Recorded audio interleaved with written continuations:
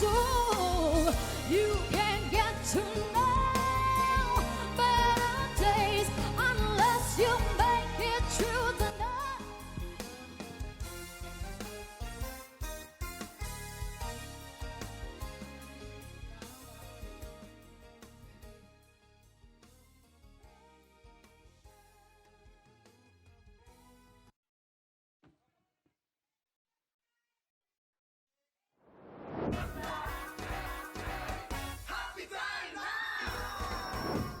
Mga tiktropa, kung nakita nyo ang nangyari po kanina, nagkaroon po ng emergency dito po sa studio.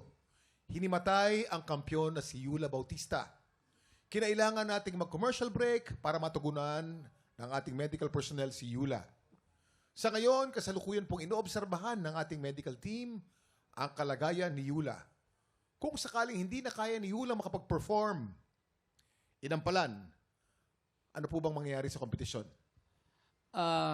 Sa ngayon, Kuya Kim, ang priority po natin ay yung kalusugan ni Yula. We're hoping and praying na okay naman siya. First time po na nangyari ito, Kuya Kim, kaya lahat medyo na-shock sa nangyari.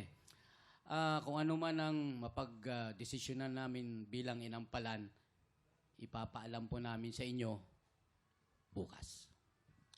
Maraming salamat, Renz. Maraming salamat sa ating mga inampalan. Mga tiktropa, kung anong magiging desisyon ng ating inampalan, kung makakapagpatuloy pa si Yula sa laban, aalamin po natin yan bukas. Bibigyan po namin kayo ng update sa kalagayan ni Yula. For now, samahan niyo po kaming magdasal na maging ligtas si Yula. At sana ay walang seryosong nangyari sa kanya. Mag-ingat po tayong lahat.